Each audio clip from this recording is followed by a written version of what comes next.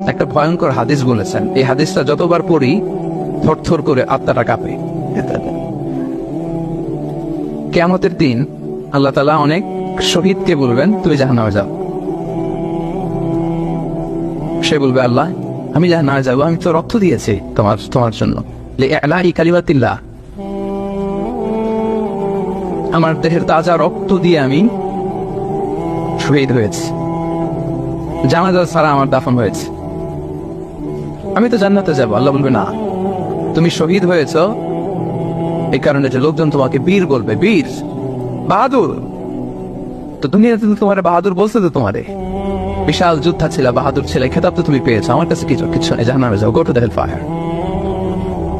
অনেক দানশীলকে আল্লাহ বলবে জাহান্নামে যাও। সে বলবে আল্লাহ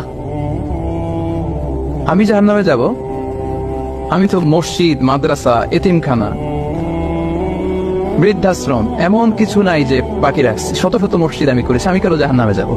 আল্লাহ বলবে না, তুমি দান করেছিলে এই জন্য যে লোকজন তোমার দানশীল বলবে, দানবীর বলবে, আদেম তাই বলবে, ওটা তো তোমাকে বলা হয়েছে, জাহান্নামে যাও, আমার কাছে কি যাও, go to the hell fire. সেদিন আল্লাহ তাআলা অনেক আলেমকে ডাকবেন, অনেক দাঈদেরকে ডাকবেন, অনেক দুআত ইলাল্লাহদের তিনি ডাকবেন। Because of Allah, you never know but him.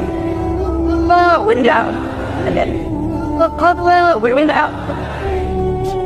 সেদিন অনেক দুআত ইলাল্লাহদেরকে ডেকে আল্লাহ বলবেন যে তুমিও জাহান্নামে যাবে। সে বলবে আল্লাহ কেন? আমি মানুষকে কোরআন শিখিয়েছি, আমি মানুষকে হাদিস শিখিয়েছি, আমার কথা শুনে অনেক নামাজ পড়েছে, আমার কথা শুনে অনেকে দাঁড়িয়ে রেখেছে, আগে সুদ খেত, আমার কথা শুনে সুদ বন্ধ করেছে, আমার কথা শুনে তো আল্লাহ এরা নামাজি হয়ে গিয়েছে। দ্য এন্টায়ার সোসাইটি সুদ বন্ধ করেছে, নামাজ ধরেছে, তারা ফরজ যাকাত দিত, আমি কেন জাহান্নামে যাব? আল্লাহ বলবেন তুমি এই দাওয়াতি কাজ করেছো, লোকজন তোমাকে বড় আলেম বলবে, লোকজন তোমাকে বড় সেলিব্রিটি বলবে, লোকজন তোমার নামে তাকবীর দিবে, তোমাকে বড় আলেম বলবে, বড় দাঈ বলবে। এটা তো বলা হতো তোমাকে দুনিয়াতে, আল্লামা বলে ডাকা হতো তোমাকে, বাহারুল উলুম বলা হতো তোমাকে, এনের সাগর, অনেক বড় দাঈ, অনেক বড় সেলিব্রিটি তোমাকে বলা হতো এই দুনিয়াতে। তো যা চেয়েছো তা তো পেয়েছো, আমার কাছে কি চাও?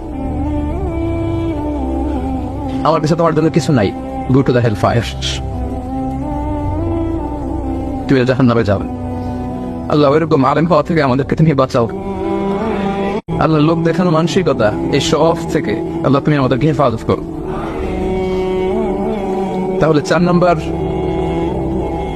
যে রোগ আমরা চিনে ফেলছি না, এটার নাম কি? রিয়া। নামাজ পড়তেছি, মানুষ সবার বড় মুসল্লি বলে, হজ করে আসছি যেন আমার নামের আগে আলহাজ লাগায়, যাকাত দিচ্ছি, যাকাতের শাড়ি লুঙ্গি, দানবীর শিল্পপতি এটা যেন বলে, জিহাদের ময়দানে গিয়েছি, ইসলামের জন্য মিছিল দিচ্ছি, যাতে মিডিয়াতে আমাকে সবার আগে দেখা যায়। আল্লাহ বলবে go to the hell fire, জাহান্নামে যাও। এগুলো একটাও আমার জন্য করো নাই, তুমি যা চেয়েছিলে দুনিয়াতে তুমি সেটা পেয়েছো, আমার কাছে কি চাও? কিচ্ছু নাই আমার কাছে, তোমার জন্য যাও।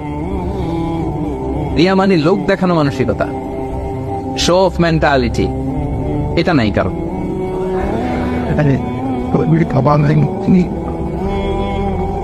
এটা আছেন তো এই যে শো অফ মেন্টালিটি, প্রিয় ভাইয়েরা, সম্মানিত ভাইয়েরা, খেয়াল করে শুনেন, এই শো অফ করার মেন্টালিটি এটা বড্ড ভয়ঙ্কর। লৌকিকতা, লোক দেখানো মানসিকতা, এবং সোশ্যাল মিডিয়ার কারণে এই ব্যাপারটা আরো ভয়ঙ্কর হয়ে গিয়েছে। নানা কারণে ভালো কাজগুলো শেয়ার করতে হয়, বিভিন্ন ইভেন্ট শেয়ার করতে হয়, কিন্তু জায়গাটা বড্ড পিচ্ছিল। যদি আল্লাহকে দেখাতে না চেয়ে মানুষকে দেখাতে চাওয়া হয়, ওইটা আল্লাহ কবুল করে না, এটা ভয়ঙ্কর।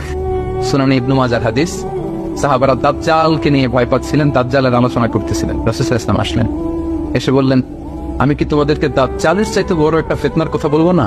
সাহাবারা বললেন বলা ইয়া রাসূলুল্লাহ, বলেন। আল্লাহ রাসূল সাল্লাল্লাহু আলাইহি ওয়াসাল্লাম বললেন সেটার নাম হচ্ছে আশ-শিরক আল-খাফি, গোপন শিরক।